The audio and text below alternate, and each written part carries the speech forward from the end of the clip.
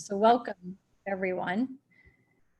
We just wanted to welcome everyone to our family reopening plan and guidance. And just to review, as you know, the Commissioner of Education, as well as the Governor of Massachusetts, has charged every school district in the Commonwealth to develop a reopening plan that has 3 separate plans attached to it. One being a hybrid model, one being a remote model, and then one being a live in-person model. So we will review what that looks like. I will first introduce myself and then allow the other 2 panelists to introduce themselves. My name is Heidi Riccio. I am the Superintendent Director of this fabulous school.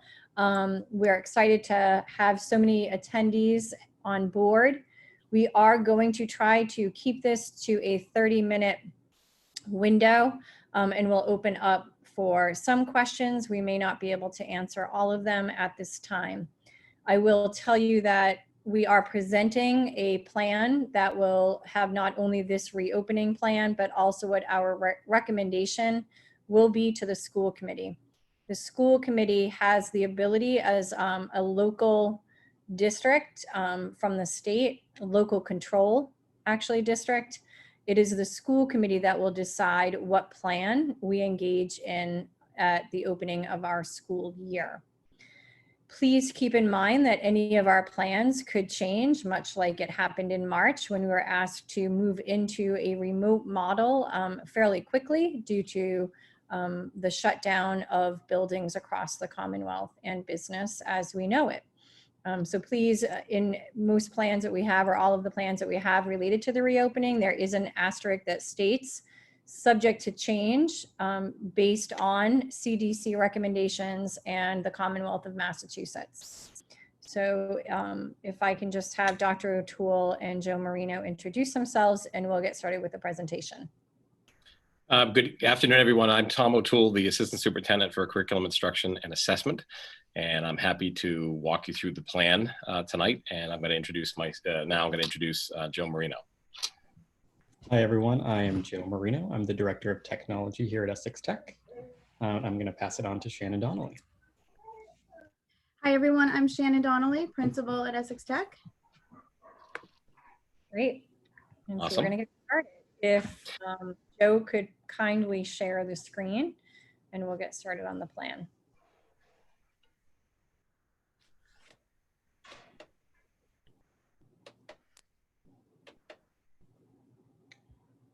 Okay. Am I able to, I'm not able to do the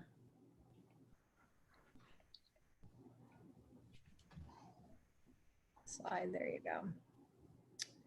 Okay, so again, on June 25th, the Department of Elementary and Secondary Education had requested of all school districts in the Commonwealth to create a fall reopening plan. On July 31st, we as a district shared a preliminary plan with our stakeholders that was inclusive of staff, school committee, and families. The school committee will actually review and approve it on Thursday, which is our school committee meeting. That will be in order to send it to our Department of Elementary and Secondary Education for final approval August 10th. Here you see a school reopening plan timeline. So on June 30th, and this is important to recognize that we did send several surveys out to family and staff. We did opt to make our surveys brief. Some of those surveys were open-ended, and that was with purpose. We felt that doing a range, a 1 through 5 range, didn't necessarily give us the data that we were looking for. And we did want to leave some of those questions open-ended. I also believe, as a parent of 3 kids who have gone through high school, one an upcoming senior, that when I get an email from my school district and it's 5 pages long with lots of paragraphs and lots of ranges, it can be tiresome, and I don't know that I'm giving it my all. So we were really trying to look at doing surveys based on the information that we were looking for at that time. we will continue to do those surveys. So as you see, there were different action items related to the surveys, whether it was technology, transportation, school reopening as it relates to a hybrid remote model or what type of hybrid model, a return to school survey. We also had a staff meeting or multiple staff meetings related to our school reopening plan. Next slide. So we're going to review the plans as we know them. And we have, the first is a full return to school model following the new safety guidelines that the Massachusetts Department of Elementary and Secondary Education put out alongside with CDC and the governor.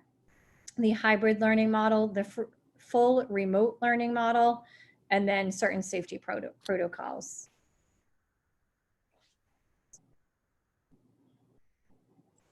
So the full return to school model, we have determined that for a variety of different reasons, the most significant being social distancing and transportation concerns, it would be likely not happen until the governor declares that there is no longer a state of emergency as it relates to COVID-19, or gives us guidance as such that there is a full safe return to school.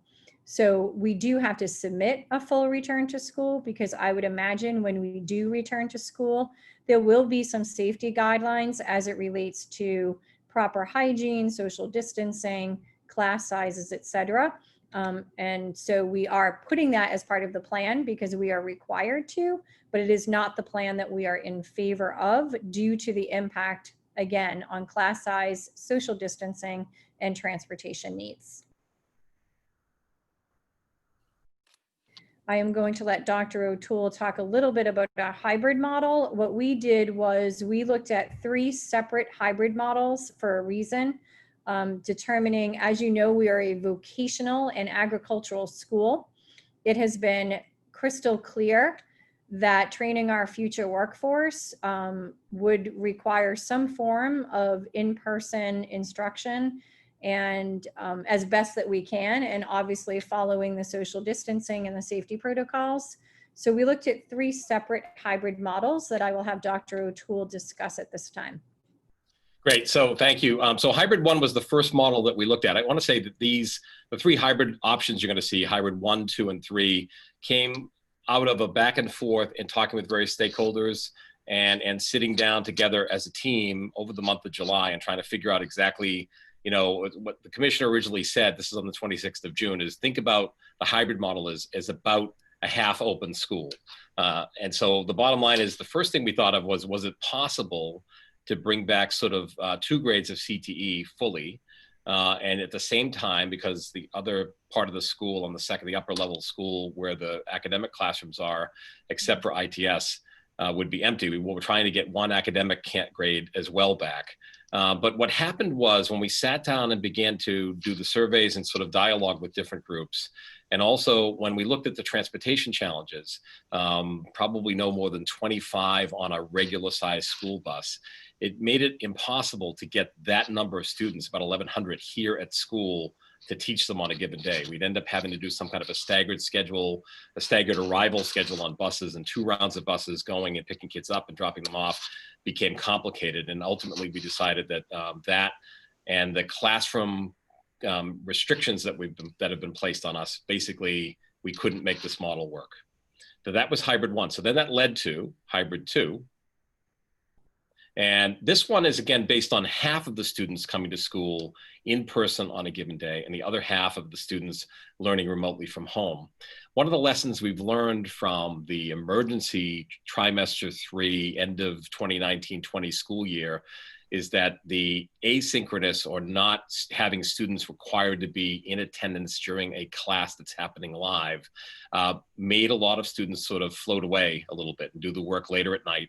And so basically what we've learned is we want to try with hybrid 2 to correct that model. And one of the ways we're doing that is by saying that every other day we'll give the students the consistency and the structure that they need to be learning on a regular basis.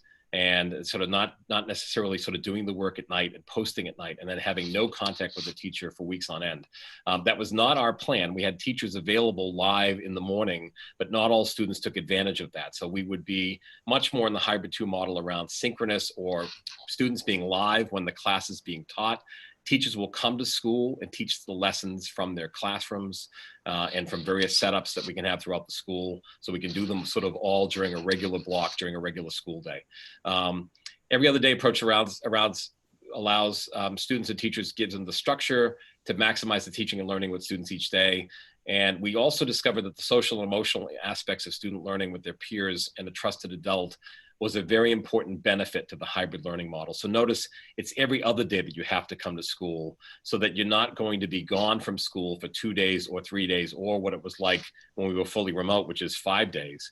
And then 5 days became multiple weeks, and then multiple weeks became at least 3.5 months. So the bottom line is that goes away. And in this hybrid 2 model, every other day you're back with your teacher. So that was sort of a plan, whether on the CTE side or the academic side.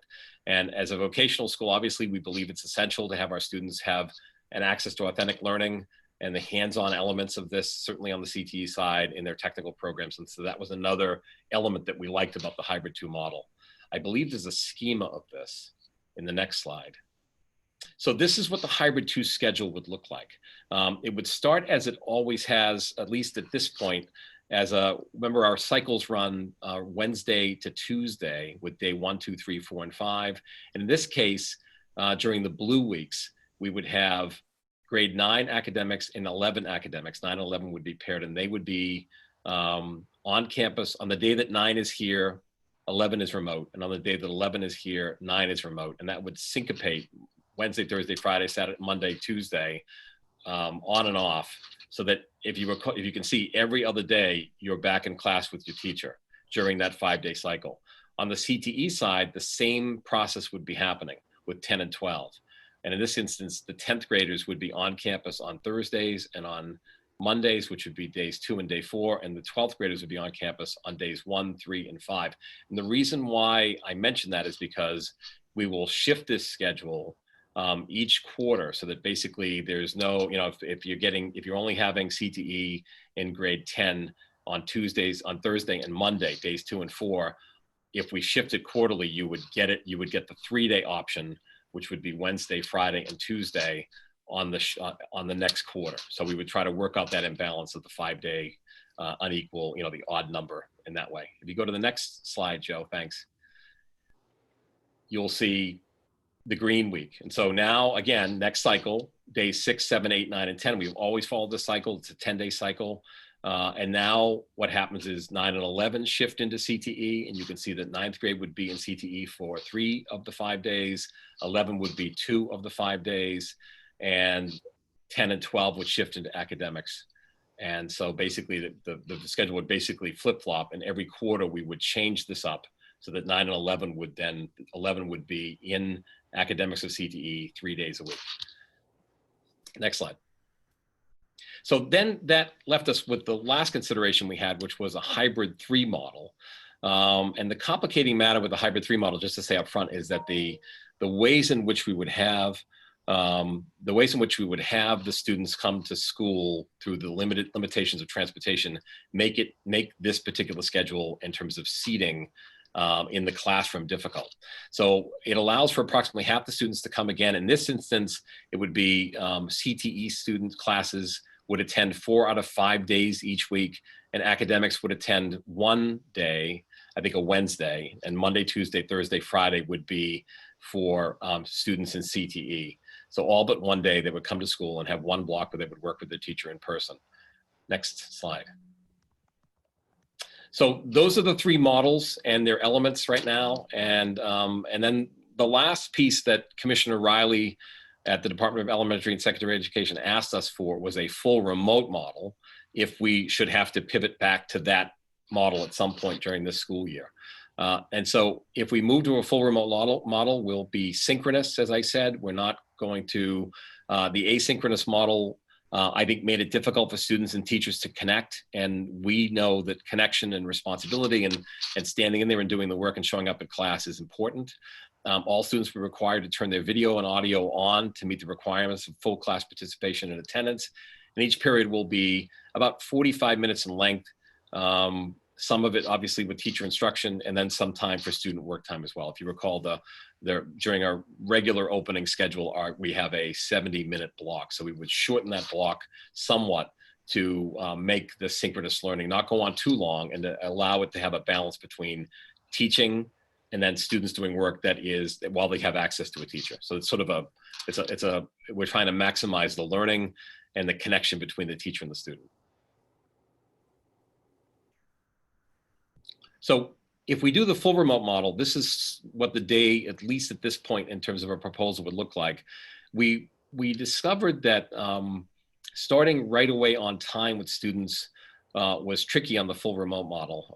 And so what we would do is we would start the first block rather than at 8 o'clock or 7:45 during a regular school opening. We would start the first block at 8:50. We'd give that first 45 minutes from 8 to 8:45 as common planning time. And then we also remember we're always learning as a professional community how to do synchronous learning better, how to take advantage of remote learning, how to handle the pattern between remote and in-person learning. And so we dedicate time for professional development that teachers will need throughout the school year to sort of refine this model and become better at it. We got the crash course last March through June in full remote, but now as we go back and forth, hopefully on the hybrid model, with the full remote model, this would be something that we would want to focus on and give our teachers time to learn and get better and share. We've got each teacher trying it, and we have therefore lots of experiments going on, and they need time to talk with one another about what's working and what's not. We would do 3 blocks in the morning. We would take a break from 11:15 to 11:45 for lunch. Then we'd come back for 2 more blocks. We have a 5-block schedule. These would be shortened blocks, the 45 synchronous blocks. And then we would do office hours at the end. Something, again, that the students that did take advantage of it appreciated was that the teacher was available if they had a question, much like if you were in a regular class live with the teacher, you could come after school, you could ask a question in class. So we want to dedicate the last part of the day from 1:15 to 2:27 for students who would maybe have questions and be able to ask them directly of the teacher, who would remain live until the end of the school day. Next slide. In terms of signage, we are placing in the hallways, according to the social distancing models that came to us from the CDC, which was put together in a document called the Fall Reopening Plan that came from the Department of Elementary and Secondary Education. We will have students move down the hallway. We have some sample pictures of markers here.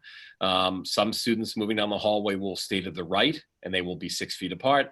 Students walking down the other way, coming down the hallway, will stay to the left and remain 6 feet apart, at least.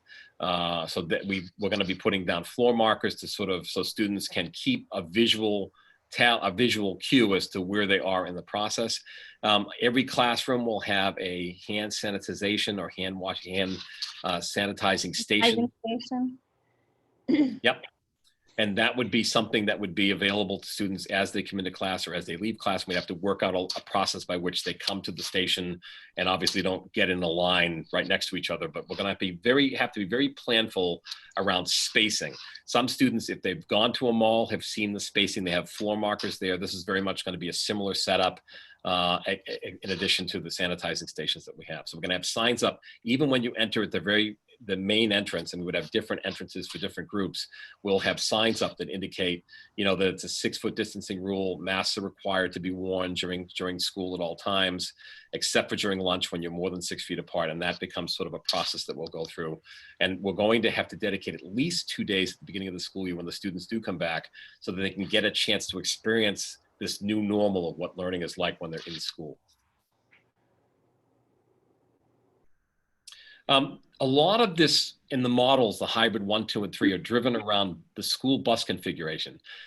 This came to us again from the Department of Elementary and Secondary Education.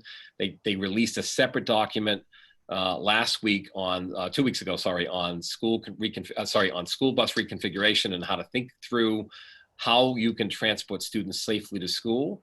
The typical bus holds 50 plus students, and basically now we would be, I've got a little diagram in a minute that we're going to look at, but all students would have to wear masks on the bus, as would the bus driver. The distance in the seating is 1 seat per bench and about 3 feet of physical distance between students per bench. They do make a provision for brothers and sisters or brothers or sisters who are coming to school that they may sit together because they're already sort of socially configured at home anyways. Ventilation, we've got to keep the windows open at all times. They send it unless during extreme weather.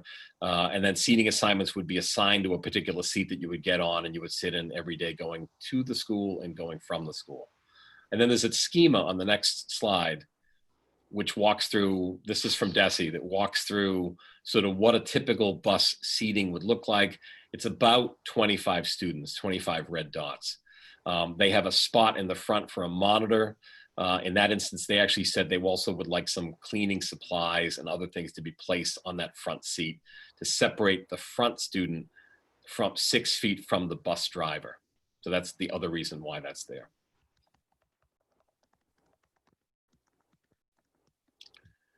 Okay. So that's the plan, yeah.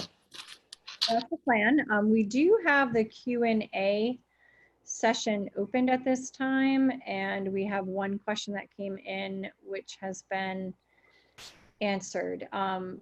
Did you not, so there's, it actually didn't make the slide, but there is, the question is, can my child wash hands instead of hand sanitizer as she is allergic? Certainly, we do not want any allergic reactions, certainly. And that would just be an accommodation that we make. We have purchased, in addition to the bathroom sinks, we have purchased 16 portable hand washing stations. They're commercial grade, and they are approved by the Department of Public Health nationally to be used as a hand washing station. And those will be strategically located in wings of the building. So if you are familiar with our building, there actually are wings of the building, but in addition to the wing, there are these common areas. They will no longer be common, and we will be removing the furniture out of them due to social distancing guidance at this time. But to replace will actually be a hand washing station.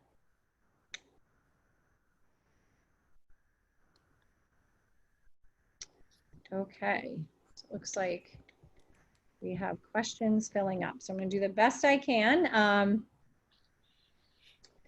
Would the first day of school be the same for every model? Model? So I am going to answer live. But the answer to that question is that we are going to school committee. Again, all of this needs to be approved by school committee. So yes, we are presenting this with the caveat that it is subject to change based on additional feedback that we receive either from our school committee or our teachers or even you this evening. However, the first day of school has been adjusted based on the 10 days of training that the Commissioner of Education has signed with the Mass Teachers Association, the Association Federation of Teachers, as well as the Boston Teachers Union. So with that comes a 170-day model. We will be going to the school committee for approval of a revision of our school calendar. So at this time, teachers will be starting August 31st. There will be a bit of a break for Labor Day weekend. I believe a Thursday, Friday, Ms. Donnelly. No, sorry. You're on. Friday, Monday for Labor Day. And then kids will start obviously the 10 days after the August 31st. So the official school date, depending on the approval of the school committee. So co-ops should not be impacted at all. Thank you for that question. Because they are learning remotely or in a hybrid model, we do not anticipate that the date of cooperative education will change. Usually that comes out at the beginning of the school year for the Department of Elementary and Secondary Education, or DESE, and it's typically the end of January. So if it is one of those businesses that is opened, certainly we would want them to be earning money and to have that same opportunity. We actually have about 60 kids on co-op right now. So juniors going into their senior year, there are 60 students that are working their co-op jobs, and to date, it has been quite successful. The next question regarding signage, thoughts on having the signage at eye level versus the floor. Great recommendation. We are very fortunate that we have a local designer that we work with who actually happens to be a parent of one of our students. And he did the initial, his company, White Light Visual in Beverly, also local to our community, had done the design work as well as the print work. And he has given us permission to print remaining signage as needed in-house. So we have had actually a graphic communications teacher and Director of Technology, Joe Marino, has been printing all of the signage that you see or have seen in this slide presentation. So adding additional signage is certainly a viable option for us at a minimal cost. So thank you for that recommendation. So the start date grace period, that's exactly what we're doing. It's a 10-day. So it's 170 days that the state has approved as opposed to the typical 180 days for time on learning. So we will take advantage of that 10-day to make sure that our teachers are prepared for the models that we will be using. So the remote learning, what does it look like for academics and CTE? Well, it's a combination of both. So really it's your schedule will be your schedule in a hybrid model situation. So if you're 3 days in shop on 1 week and then 2 days in shop the other, those 2 days will be filled with either related common strands. You know, there are a variety of different courses, health and wellness.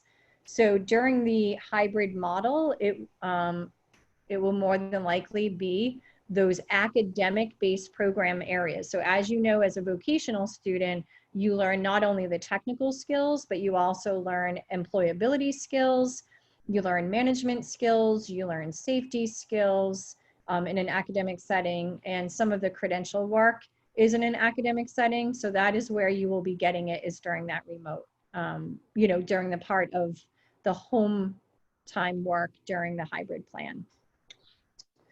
What will the protocols be when a teacher attests? So that is actually included in the documentation that I sent to you last week. I think it would be, as I am not a healthcare professional, so I would not want to quote information that I do not have easily accessible to me at this time. However, in last week's family email, we did send out guidance that was also given to us by the Department of Public Health, as well as the governor's office and Mass DESE. So we will be following whatever guidelines and guidance we receive from the state, for sure. So we have not yet, we cannot necessarily announce what hybrid model we are going to recommend. And the reason being is that we need to do our formal presentation to school committee, and we respect their decision. They will make that final decision. So we will recommend one of those 3 plans. I will tell you that Dr. O'Toole kind of gave an explanation of a plan that just will not work for us due to transportation purposes. So there is one plan that seems to be a very viable hybrid plan for everyone involved. Yes, there is a model that we are leaning to at this time, but again, it's not public information until we are able to make a formal presentation to school committee, which will be on Thursday morning at 9 a.m. There is a live feed to that. So if you'd like, you know, to tune in then, certainly do so. Okay, decided. So again, the decision will be made on Thursday. Question about lunch came up. Yep, so before I look at that, Shannon, could you give us the official date, start date for students, not for teachers? Yes, so the revised schedule that will go to school committee this week has a start date of September 16th for students, Wednesday, September 16th. Thank you. The protocol for lunch is, we are working on a protocol. It is not 100% definitive because until we know what hybrid model we're using, however, there are a couple different lines of thoughts. And so we actually have purchased a 40 by 100 tent with sides and heaters for lunch purposes. We also are lucky to have 3 cafeterias. Our media center will also be closed as they cannot be used for large events. So that will be a holdover area at this time, and possibly the gymnasium, depending on what the guidelines are for physical education. So we are looking at those areas as satellite locations. There may be some classrooms that are not being used that are conveniently located across from some shop areas that will have lunch in them. So the goal is to cohort students in certain sections of the building so that we can make sure that they have little access to other areas of the building. So really reducing the number of individuals that are going through certain sections of the building. That will also help with cleaning and sanitizing, but also kind of tracking individuals as well. We are looking at possibly having, if you've ever been in the hospital, not that we want you ever in the hospital, but if you've ever been in the hospital in the morning, a dietary aide comes and takes your meal menu for the day. And there are some considerations of that situation where they can pre-order, so kids can pre-order their lunches and they'll be boxed up, whether it's a hot lunch or a sandwich or whatever they choose. That way the kids are not going through the line, because we know that it can be really hard in a lunch line to actually socially distance. So we are looking at doing some pre-orders. Well, what that would mean is possible additional staff as it relates to the service aspect of that lunch. So those are things that we're working through right now, but again, we will not know until we have that determination factor of what hybrid model we'll be using. Okay, so that was the lunch. State aid for buses. I have to say that the state has been very generous. I know people probably don't think so, but I will say that they have really opened up money as much as they can. As you know, we are, a very high unemployment rate. There are families that are unemployed, people that are depending on that income, and with that comes revenues. There's a significant revenue loss. Right now it's at $6 billion for the Commonwealth. So funds that are coming in for transportation is a possibility, but our school services 53 communities. So it's not, unfortunately, as simple as a single school district. So we're not looking at one town. We're looking at 50 buses going to 53 different communities on a given day. And so that becomes a challenge. So we have to kind of work through those. We are looking, however, at, we actually may still need to hire some additional buses. So we have some connections out with some transportation service companies. And so the state hopefully will be releasing additional aid for schools in the near future. But we can't count on that money at this time. We can just kind of wait and see what they say. So we can have a plan ready to then move forward, but there are no definitive funds available at this time for additional transportation, specifically targeted for additional transportation. But if we do get one of the grants that we are getting, we put in about $100,000, I think, but certainly that goes up fairly quickly again when you're looking at 53 different communities. Okay, so parents, so it says, do you prefer parents to drive their students to school? That's really a family choice. As a regional vocational school district, we offer transportation services. Kind of the legal guidelines are, I believe, is up to 20 miles from our school. So we definitely work with communities, because we definitely know that you may not be able to drive your child because you may have to go to work and you may be 30 minutes away from us. So it really is a family choice. But we do have to have that seat on the bus for that child as a regional vocational school and a public school. So says which children return to school and which are schooled at home. So the hybrid model actually has a schedule, and the schedule is, and it will be also sent out. It was sent out last week in the family email, but it will also be sent out again in this week's family email. And then you'll actually probably have the schedule of the one that we will recommend to the state for final approval once school committee makes the decision what model they would like to go with. I believe I answered lunch as well as co-op. Co-op, kids are on co-op right now.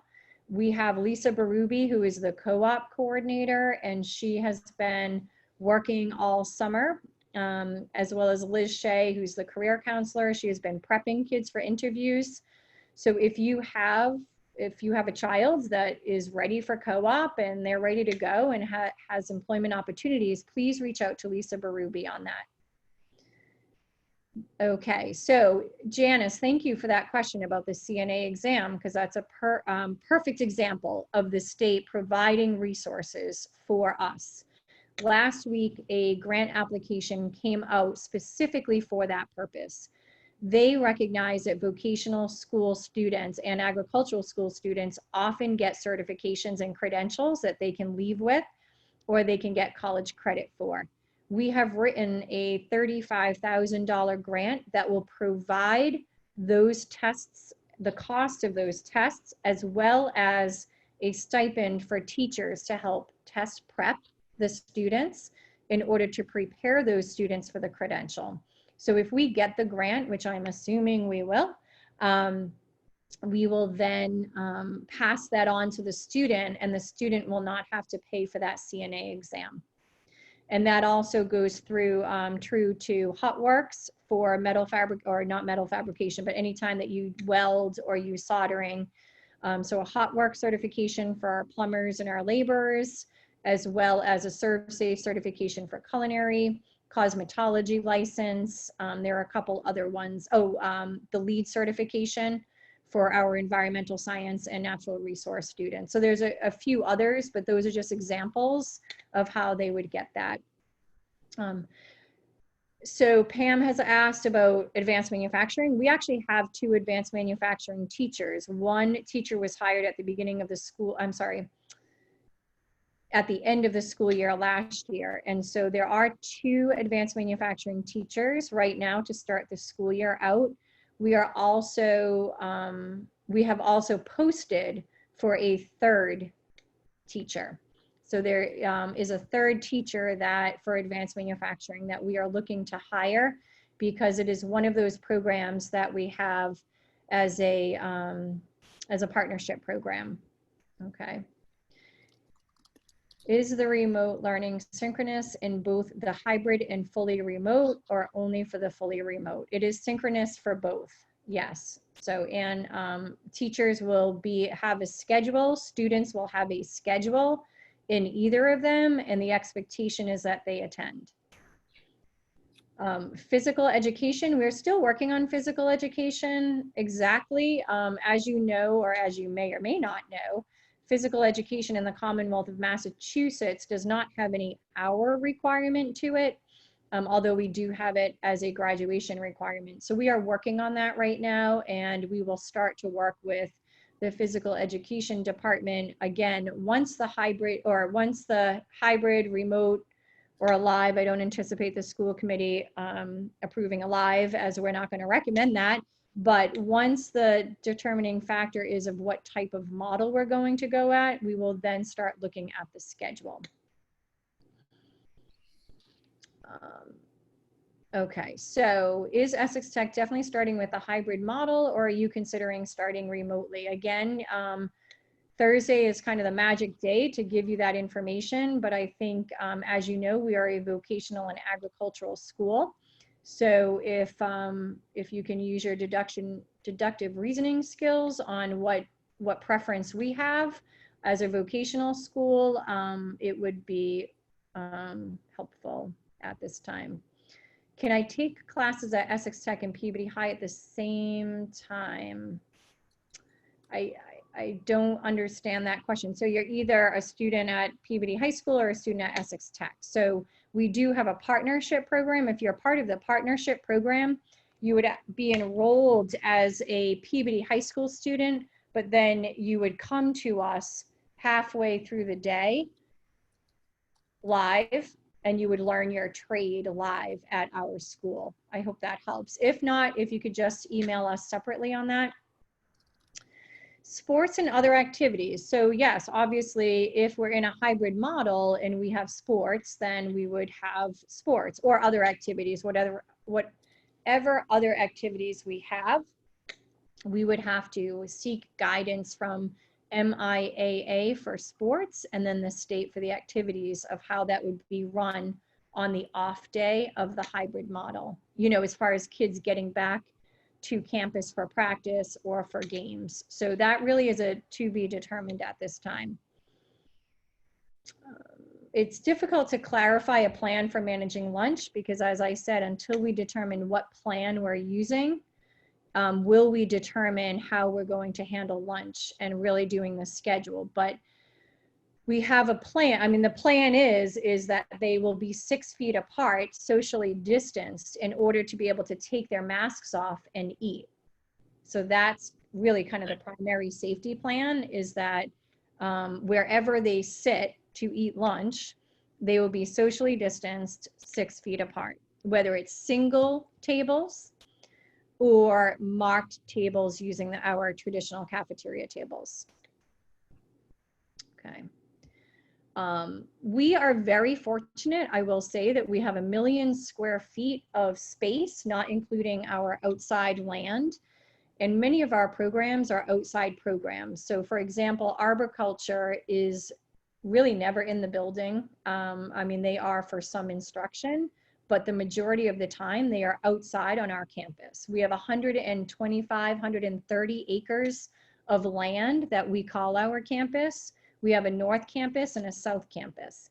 In addition to that, we have extra classroom space. So if you have only one class of students, for example, in a hybrid model, if you have one academic class of students, let's say 420 kids, and half of your building, or a quarter of your building is academic space, there's plenty of space to actually socially distance. So if you can imagine 1 million square feet of space for those number of students. We also have outer buildings. So our students in carpentry, construction and crafts laborers, masonry, landscaping, arbor, auto tech, auto collision, vet science, companion animals, those all actually go to a separate building for their shop training.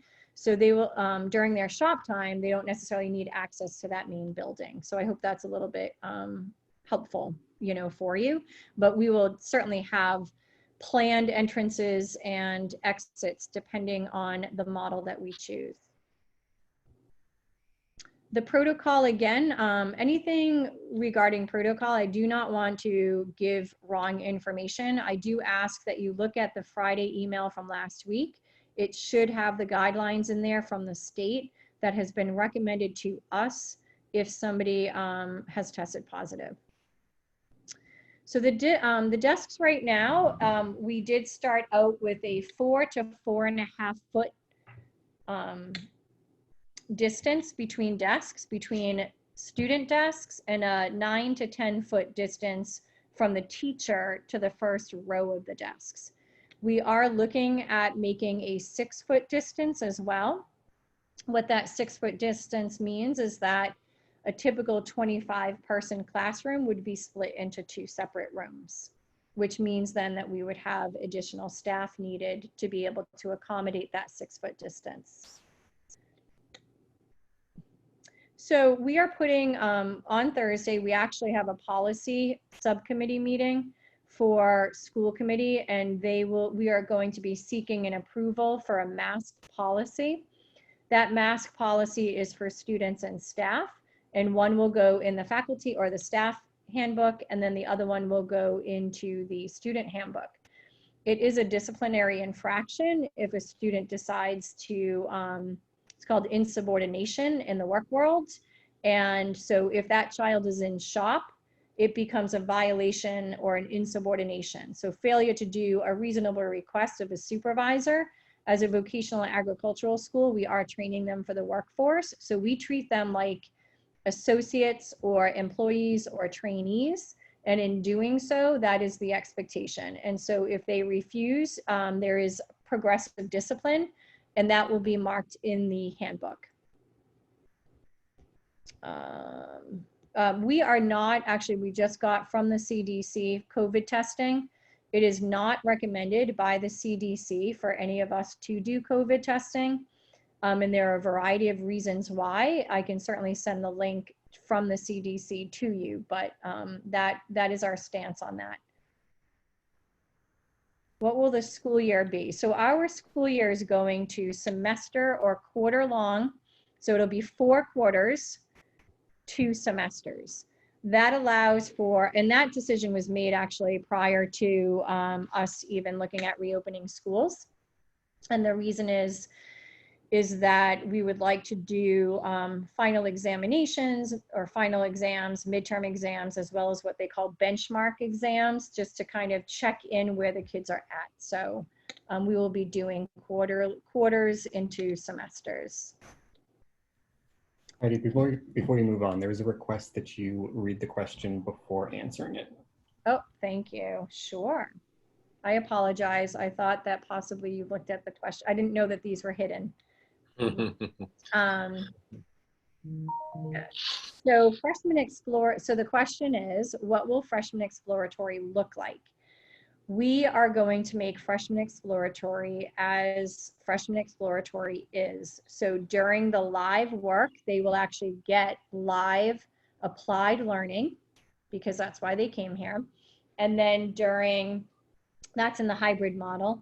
And then during the remote part of the hybrid model, they would be getting the academic component of that career and tech program.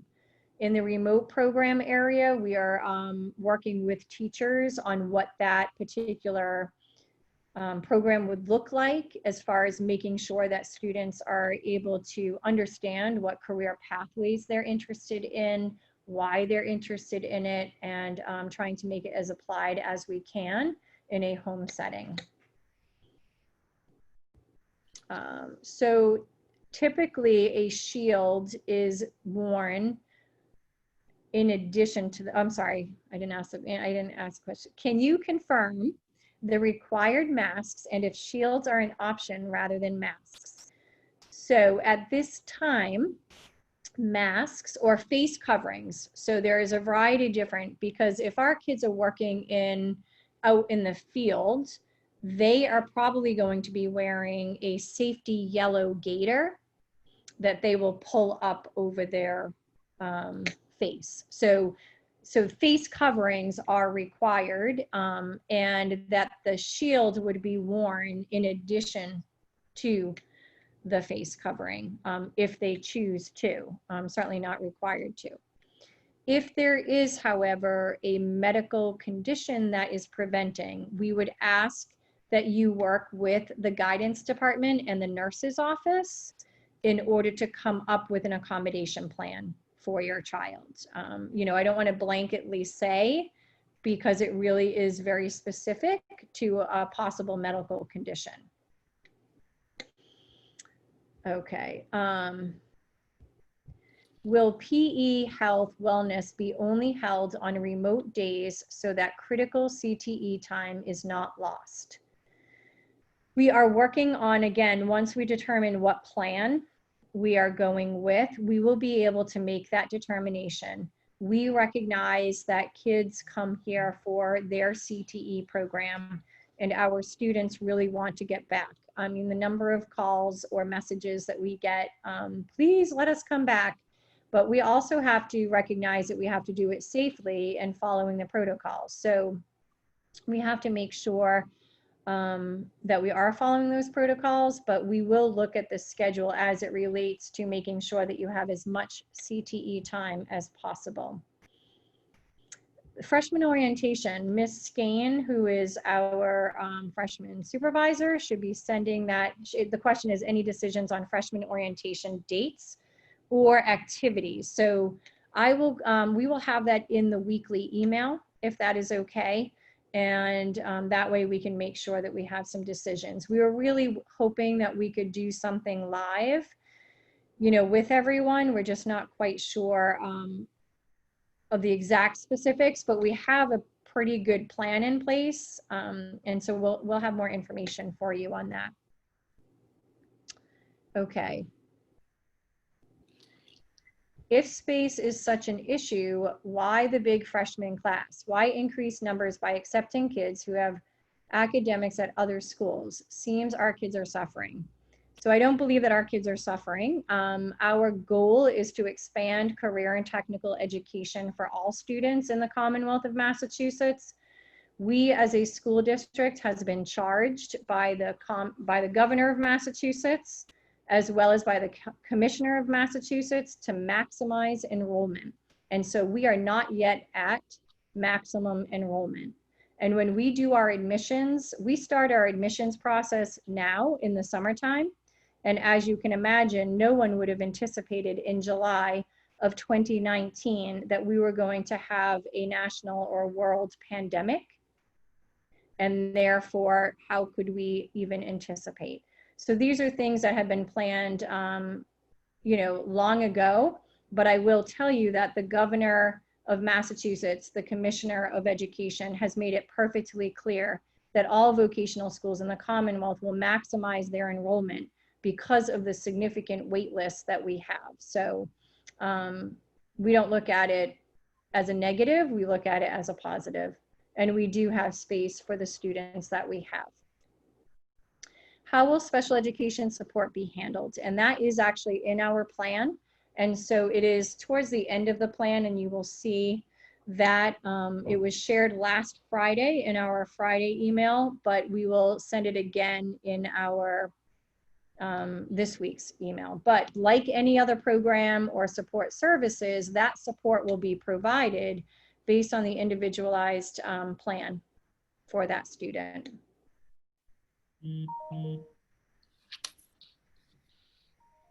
Okay, the Thursday, it says, what time is Thursday's Zoom meeting? The school committee meeting, the policy subcommittee meeting is at 8:30 in the morning. And then it is followed by the school committee meeting, committee of the whole, which is at 9 a.m. And you can get that link to the Zoom call on our website.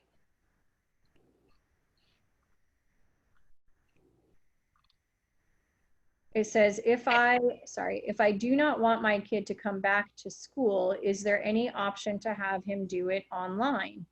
At this time, there is, if the district decides to do a remote plan, or I'm sorry, a hybrid model plan, because we are a vocational school, we would want that child to experience a vocational program and do it live, as best that they can.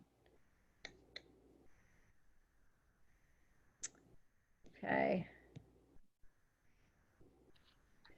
Do you know which fall sports will be able to take place? We do not at this time know what fall sports will be taking place due to the fact that we are waiting for MIAA as well as the DESE.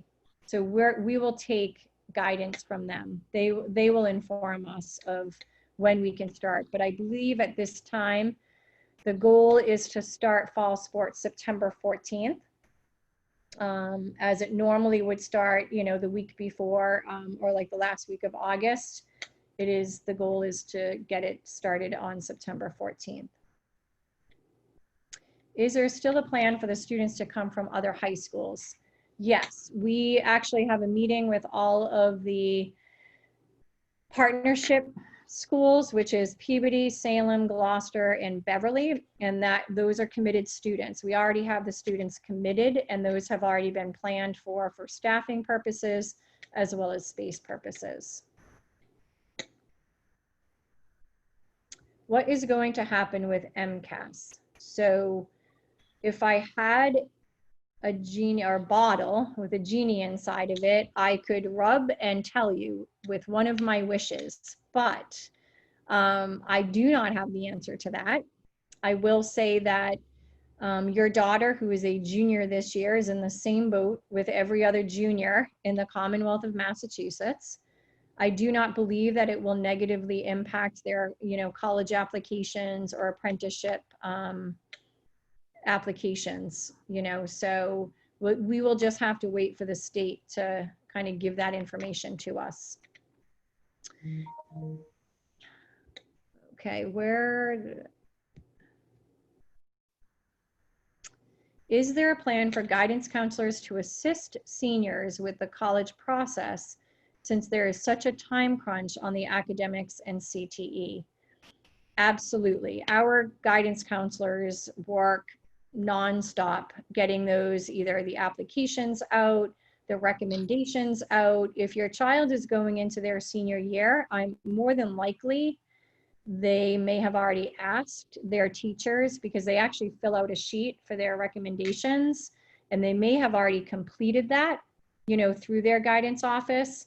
And if they haven't, please let us know, because we can work on that. But guidance counselors will definitely be supporting students as it relates to college applications, as well as apprenticeship programs. If our kids choose to go into a labor union, there are tests that they have to take in order to get into that labor's union, and they will actually help them with that process.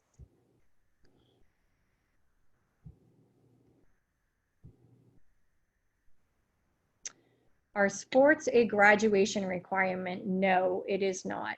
You know, we have many athletes that participate in our athletic programs, but we also have a strong drama and creative arts program, and we have a significant amount of clubs and activities that students can partake in. So sports is not a graduation requirement. How do you join the partnership program? Well, the partnership program should have gone out through your guidance office at your respective high school. So if you can reach out to the director of guidance or the headmaster or principal at that high school, they can provide you with that information.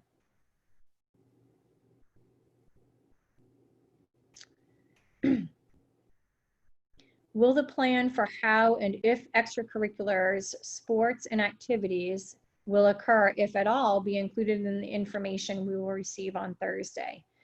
The answer is going to be no at this time, because we don't have any new information from the state. So the only information that we have from the state, which is the MIAA, is that fall sports are scheduled to begin September 14th.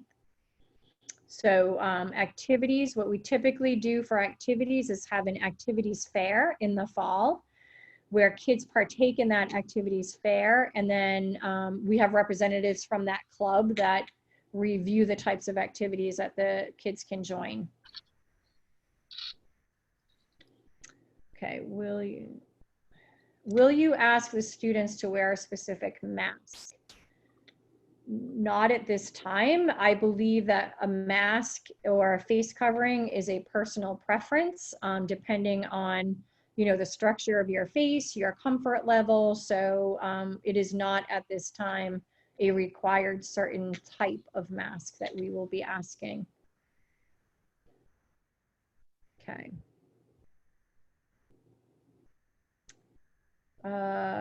Okay. So some of these questions, just so that you know, some of these questions are not necessarily related to the reopening plan. We can have certainly more question and answer meetings, but I'm going to stick, just so that you know, to the questions related to the plan for time purposes.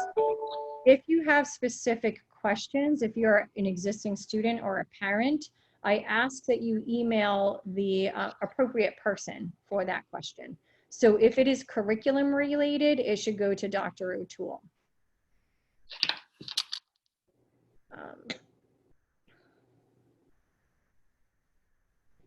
Okay. When do you expect class schedules to be sent out? Well, depending on the plan, I will tell you that we had our master's schedule complete if we were going full live.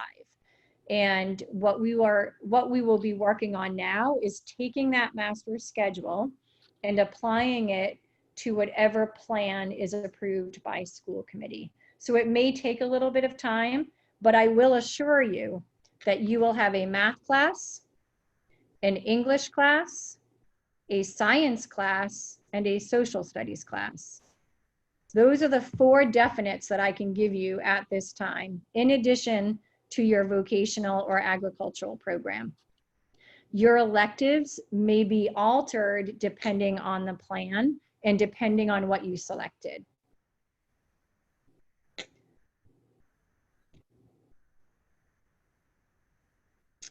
Okay, so let's see. When sitting in class, can the students take their masks off? That's a bit of a loaded question, and I say that because the kids, again, depending on the plan that we have, whether you're 4.5 feet or 6 feet, I'm gonna say no, because we're gonna have mask breaks, so we are building in mask breaks. So I understand that technically the CDC says if you're 6 feet apart, but when you're in a class and you're talking about the lesson, or you're engaged in the lesson, we want the kids to be able to talk without, if they turn to their friend, technically they're face to face, right? And as we know, the CDC has recommended it not be that, without a mask on. So we are looking at having masks, but also providing mask breaks, as well as obviously during their lunchtime. So mask breaks in between classes, and then a lunch break. Okay. Sorry, I'm just looking real quick. It says, what modifications will be made to the attendance policy to encourage students to stay home if they are not feeling well? So clearly, we do not want kids, just in any other way, even pre-COVID, if a kid is sick, we do not want them coming to school. Hopefully that does not equate to more than 10 days in a school year. If it does, then we're going to be flexible. I will make a point for all those listening, whether it's students or parents, you are still responsible for all work to be done and passed in a timely manner. So if we have a quarter and that quarter ends in November, and you are out for time, okay, you are expected to make up that work by the end of the quarter. And I say that with the utmost love for all of you, because having an incoming senior at another high school, I know exactly what she would do. She would bank that homework and say, oh, I can make it up. Oh, I'll make it up before the midterm. And then the midterm comes, and then I'll make it up at June. And then all of a sudden it's June and we're wondering why we're not successful. I will tell you, this school is more supportive of their students and the success, and making sure that every kid is successful, that there is no reason why that child cannot make it up. So yes, we will be flexible, but we are asking that the parents and the guardians and the caretakers make sure that that child makes up that work. And that's what we're asking, kind of on your side. And I know it's not always easy, because I have a 17-year-old at home that will fight me, until. So I got to put my mean mommy hat on and tell her she's not going anywhere until it's done. So that's what I'm asking for you as parents. So yes, we will be, obviously, we don't want kids to come home sick or come to school sick. Okay, I'm just going to take a couple more. We will have other opportunities, certainly, once the plan gets approved.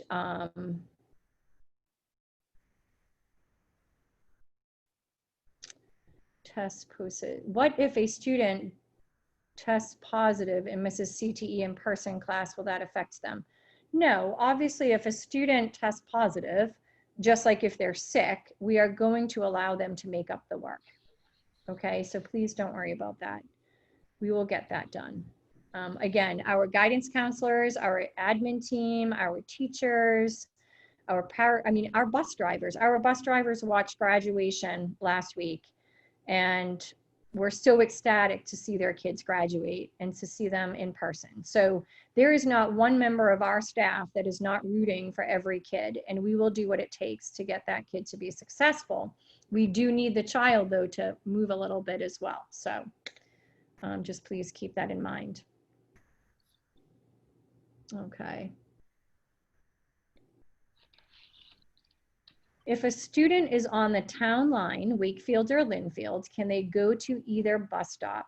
I'm going to say no at this time because Kathy Russo is our transportation coordinator. And as you can imagine, 53 different, actually, I think it's 58 this year, different communities to pick kids up. Every child needs to use their bus stop. So there will be no, I'm going to ride so-and-so's bus today. In order to keep social distancing properly done, we need to make sure that the number of the kids on the bus do not exceed what we have planned for them. So that's really important. That's for tracking purposes as well. So I am going to say no at this time due to that fact. Will the library be open at all? Not at this time because the commissioner has given us some guidelines for open space. And so we need to be able to adhere to that. And we'll be using that for auxiliary purposes as well.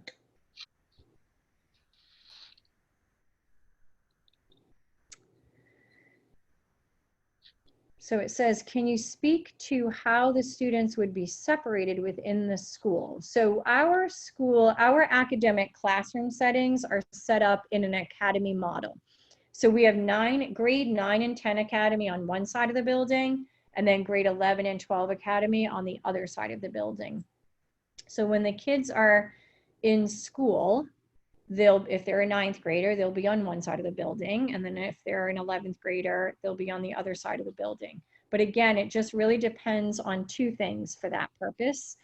Please keep in mind that it is not exact because one, if depending on the model that we choose, and if we go to a hybrid model that requires a 6-foot distancing, that may change the number of classrooms that we need in any given period. However, if I'm going to use one of the hybrid, so one of the hybrid models has one shop class, right? So one grade of shop and one grade of academics.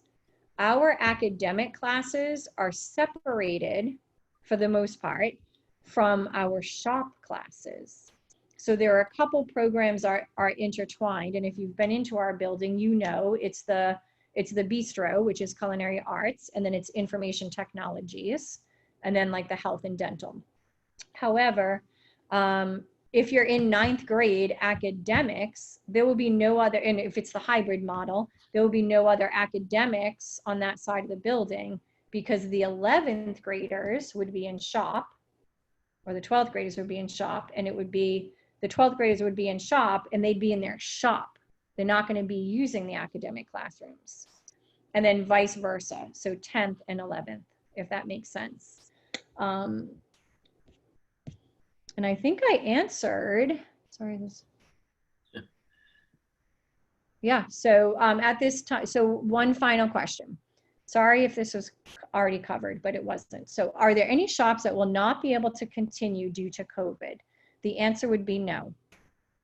All of our shops, as you know, we're preparing for the future workforce, and all of them are either frontline workers, first responders, or they're out working right now.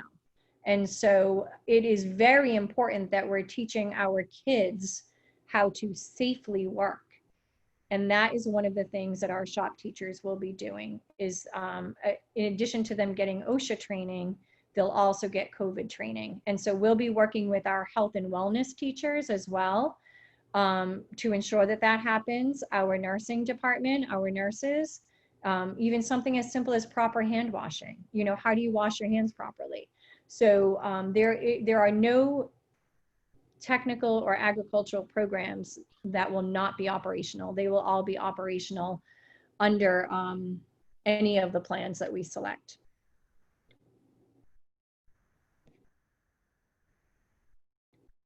So, okay. And I think that is it.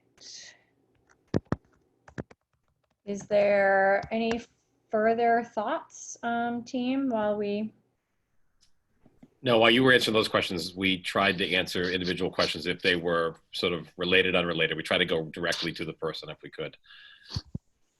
okay. All right, so.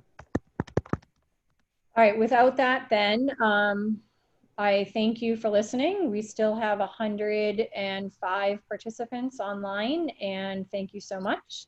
And we will be holding additional Q&As later on as the plan kind of gets into the implementation plan. So we've developed the plan. Now we start living the plan, going through the plan, and then looking at the implementation of it. Okay. All right. Thank you so much, everyone. Thank you, everyone. Have a great night. Thank you. Take care. Do you guys want to stay on for a minute? Yeah. I can send a separate meeting. Okay. Thanks.